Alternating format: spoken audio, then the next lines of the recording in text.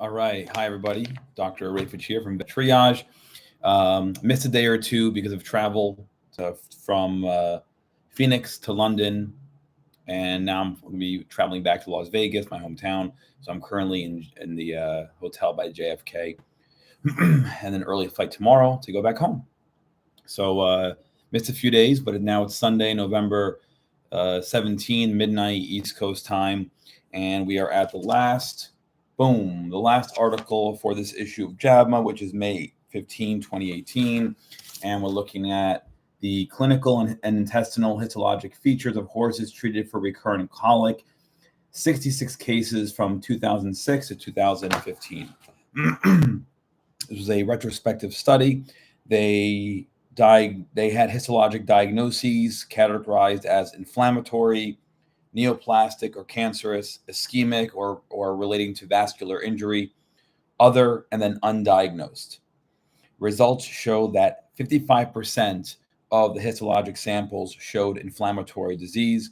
Also, horses undergoing rectal biopsy alone were significantly more likely, by a factor of 14.4, likely to not have a histologic diagnosis. The persistence of recurrent colic, which had a risk factor of 15.2, and a history of weight loss, risk factor of 4.9, were significantly associated with outcome, alive versus dead, 1 year postoperatively. Corticosteroids was not significantly associated with either outcome. All right, introduction. In a 2011 study of 127 horses in the UK treated for colic and followed up for 1 year, the recurrence rate for colic was 50 colic events per 100 horse years at risk. The underlying reason for recurrence is usually not evident. There may be factors that predispose horses to recurrent colic, like recent dietary changes, decreased time to pasture, and stereotypical behaviors. Horses with recurrent colic that do not require surgical management of an acute episode are evaluated with transabdominal ultrasonography, gastroscopy, peritoneal fluid analysis, and gastroduodenal biopsy, rectal biopsy, or both. Often, no diagnosis is made. Veterinary surgeons are often reluctant to obtain a biopsy during surgery because the additional time required and the fact that doing so would convert a clean procedure to a clean contaminated procedure. And so that increases the risk of postoperative complications like infection. Suggestive of inflammatory gastrointestinal disease, some dogs were treated with dexamethasone. So they quoted here a range of 0.05 to 0.2 mg per kg IV, and prednisolone 0.2 to 4.4 mg per kg orally once a day for 48 hours, or both, and subjectively responded favorably at least over some time, for months to years. So regarding materials and methods of the study, these horses were over a year of age. Recurrent colic was defined as at least 2 episodes of colic within a 6-month period, with at least 48 hours separating the colic episodes. Normal histologic appearance was classified as undiagnosed. Inflammatory lesions were classified as lymphoplasmacytic or lymphocytic histiocytic or eosinophilic or neutrophilic. Transabdominal ultrasound variables were also recorded, with intestinal thickening being greater than 3 millimeters of wall thickness. So whether that was thick or not, an increase in the amount of peritoneal fluid, was there fluid or not, and was there gastric distension or not? Was there evidence of dysmotility like hypomotility or distended segments of small or large intestine, or increase in intraluminal fluid? Yes or no? Was there a mass identified? And then gastroscopic findings. They defined mild gastric ulceration as superficial lesions with just a mucosa affected. Moderate ulceration had at least 3 gastric ulcers that involved a greater depth of tissue. And then severe ulceration were those that were active, meaning they were bleeding, and they were larger and more numerous. Tissue samples were collected also from gastroduodenoscopy, rectal biopsy, laparoscopy, or laparotomy, or multiple methods were used, including necropsy. And they used 8 millimeter diameter disposable punch biopsies to collect the samples. Long-term outcome was obtained by means of telephone conversations with the owner, trainer, or referring veterinarian. Results considering clinical features and histologic diagnoses. Inflammatory disease was found in 55%.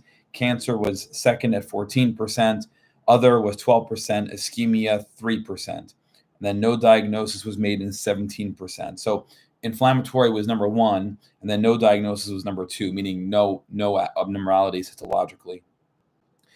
56% of those with inflammatory disease had lymphocytic plasmacytic infiltrate. 17% had eosinophilic, 14% neutrophils, 14% mixed. And of the ones with cancer, most often was lymphoma, followed by GI stromal tumors, followed by adenocarcinoma and mesothelioma. Small intestinal muscularis hypertrophy or hyperplasia, ileal stenosis, ileal diverticula with serosal fibrosis, colonic bacterial overgrowth, mucosal fibrosis were also all found in biopsy samples. Ischemic lesions were small colon strangulating pedunculated lipoma and a post-foaling jejunal necrosis. Median age of the horses were 10 years. Thoroughbreds or thoroughbred crosses were most common at 44%. That was followed by 21% being American breeds like Quarter Horse, Paint, and Morgan, 20% warm blood, 6% Arabians, 5% standard breds, 2% draft, 2% miniature. The proportion of horses with ultrasound evidence of thickened bowel was significantly lower for horses with cancer than those with inflammatory disease. Also, horses with other histologic diagnoses and horses without a diagnosis also had larger intestinal diameters than those with, normal thickness than those with inflammatory disease. A mass located intramurally or intimately associated with a focal area of gastrointestinal tract was identified in a significantly high proportion of horses with cancer than those with inflammatory disease. And that makes sense, of course. Gastric ulceration was then characterized as mild, moderate, or severe. Histologic diagnoses were not significantly associated with whether or not gastric ulceration was identified during scoping. The proportion of horses in which tissue specimens were obtained by rectal biopsy alone were significantly higher for horses without a histologic diagnosis than for horses with inflammatory disease, horses with cancer, and horses with other histologic lesions. Horses that underwent rectal biopsy were significantly more likely by a factor of 14.4 to not have a histologic diagnosis than those that had biopsies obtained by other methods, including gastroduodenal biopsy alone, gastroduodenal rectal biopsy, laparotomy or laparoscopy, or necropsy. And then as far as the inflammatory diagnoses, thickened bowel was often seen, no peritoneal fluid was seen, no mass was seen, and no abnormality with motility or distension was seen. Horses that underwent gastroduodenal and rectal biopsy were significantly more likely by a factor of 5.7 to not have a histologic diagnosis than were horses in which tissue specimens were obtained by any other biopsy method. Horses that underwent laparotomy or laparoscopically were significantly by a factor of 0.15, less likely to not have a histologic diagnosis than those where tissue specimens were obtained by any other biopsy method. There was a significant association between histologic diagnosis category and lesion location, with all specimens from the stomach, duodenum, rectum classified as having inflammatory disease. Specimens of the small or large intestine were classified as having inflammatory disease, cancer, ischemia, or other lesions. Regarding outcome, survival was seen in 85% of horses. Survival at hospital discharge was 88% with inflammatory disease. The proportion of horses alive 1 year after discharge was significantly higher for those with inflammatory than those with other diagnoses, the other diagnosis category. Proportion of horses alive at 1 year after discharge did not differ significantly among lesion categories for those with inflammatory disease. Persistence of recurrent colic after discharge and a history of weight loss were significantly associated with outcome 1 year after hospital discharge. And like we said, the persistence of recurrent colic had a risk factor of 15.2, weight loss a risk factor of 4.9.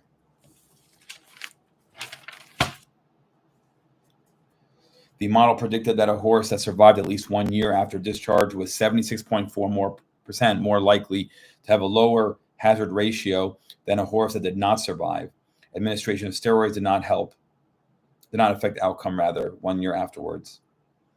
Regarding recurrent colic, 51% that survived to hospital discharge and for which follow-up was available had persistent recurrent colic, meaning more than one additional episode of colic after hospital discharge. 50%, wow. Admission plasma total protein concentration was significantly by a factor of 0.37 associated with having persistent recurrent colic after discharge. Corticosteroids was not significantly associated with the likelihood of having persistent recurrent colic after discharge. Okay, discussion. 55% of horses with a history of recurrent colic also had evidence of inflammatory disease. 56% of horses with inflammatory disease had lymphoplasmacytic infiltrate. Intestinal fibrosis or muscular hypertrophy or muscular hyperplasia are conditions that are associated with chronic inflammation, especially with lymphoplasmacytic inflammation. Chronic inflammatory bowel disease in humans shows similar findings. There is always a concern that when obtaining biopsy during laparotomy, intestinal distension, displacement, manipulation can create an inflammatory response and overdiagnose inflammatory disease. In a study of horses looking at intestinal manipulation, they found that there was an increase in neutrophilic inflammation as well as migration of eosinophils towards the intestinal lumen. Lymphoplasmacytic inflammatory disease, which was not associated with intestinal manipulation in that same study. So no influence of biopsy method on histologic diagnosis. We suggest that the gastrointestinal biopsy specimens be obtained from any horse examined because of recurrent colic and undergoing exploratory laparotomy. Samples can be obtained by enterotomy or enterectomy. Intramural thickening, like lymphoma, within the gastrointestinal tract or tumors associated with the intestine, like GI stromal tumors, are characterized that way.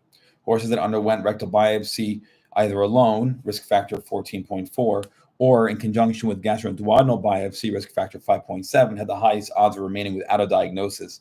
We suggest that histologic examination of rectal biopsy samples is likely not a sensitive diagnostic test. Half of the horses evaluated did not have a diagnosis. Minimally invasive diagnostic procedures like peritoneal fluid analysis, transabdominal ultrasound, and gastroscopy and intestinal biopsy are often preferred by owners and veterinarians, but may not provide a diagnosis in horses with recurrent colic. Identification of a mass during ultrasound is associated with a higher likelihood of cancer. Thickened bowel was a frequent finding in horses with inflammatory disease or ischemic disease, horses in other categories, and horses that remained without a diagnosis. Additionally, although thickened bowel identified with ultrasound was not a significant variable alone, it was retained in the final multivariable model evaluating the risk of persistent recurrent colic.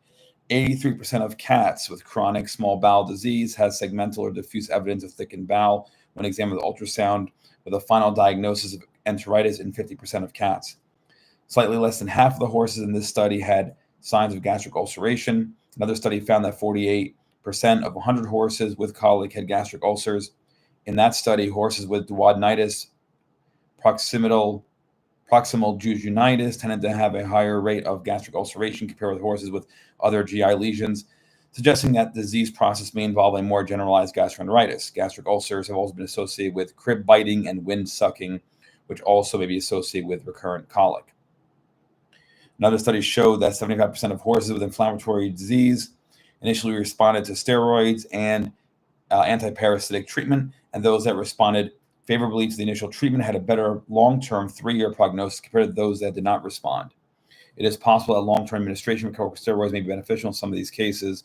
Corticosteroids are typically given in combination with other immunosuppressive treatments and allergen restriction.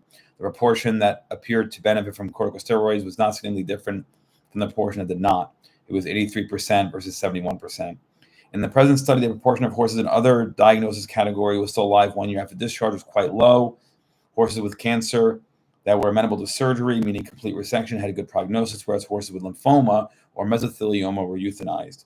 It was not surprising that the persistence of recurrent colic had a history of weight loss, likely representing more severe intestinal injury, significantly increased the risk of death in the present study. Furthermore, horses with a higher plasma